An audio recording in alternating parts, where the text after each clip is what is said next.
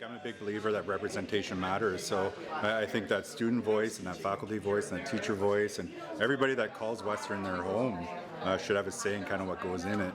The idea came from Dr. Chantal Richmond. She was the interim director of Indigenous Studies, and she had this idea of having a student-generated and student-envisioned mural outside of our offices, and we would gather students together in the Indigenous Studies library. We would meet for coffee and tea and snacks and just listen to ideas.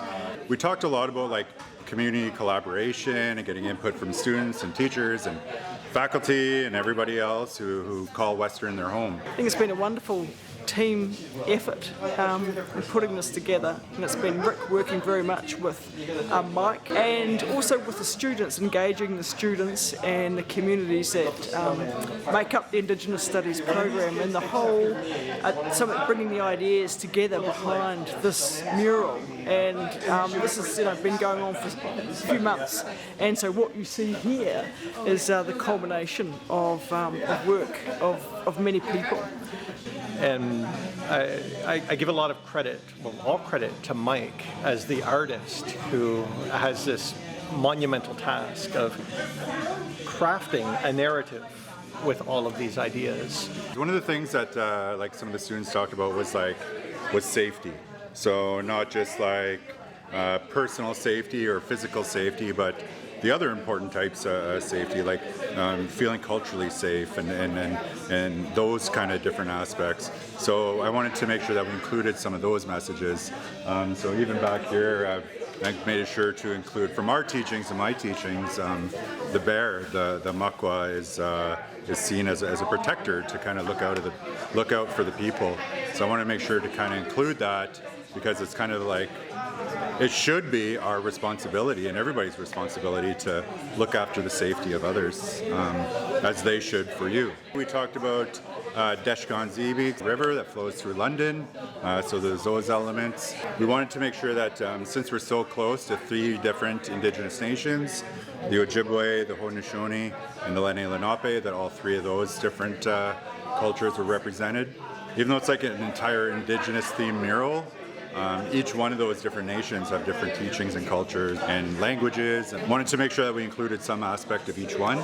We talked about missing and murdered Indigenous women, Orange Shirt Day, National Day for Truth and Reconciliation. So we made sure to include representations of those types of things. And yeah, just the land and being on the land and our clan system. And there's a whole bunch of different little snippets that kind of went into the piece. We really wanted to put Indigenous identities and symbolism on the map here at Western in the Indigenous Studies program. So this is, it's clearly saying that this is, and it's this Indigenous space in terms of Indigenous studies, but it's inclusive. And so you can see from the range of people that we've got here tonight, and we've had students, some of the staff and some of the faculty coming from all walks of life and all cultures, and in a collective effort here, but led by an Indigenous artist. We've had Dr. Christy Brissett come by, other faculty and students who aren't from social science. We hope they go, wow, and we can relate to this, and this is our space, and this is a celebration, and there's a sense of belonging here for Indigenous peoples in particular, and that the local communities, Oneida of the Thames, Chippewa of the Thames, Munsee Delaware Nation, because of the representation that's woven into this mural, that they also feel a greater connection to this university as well, to Western. That's really important, continually strengthening those relationships.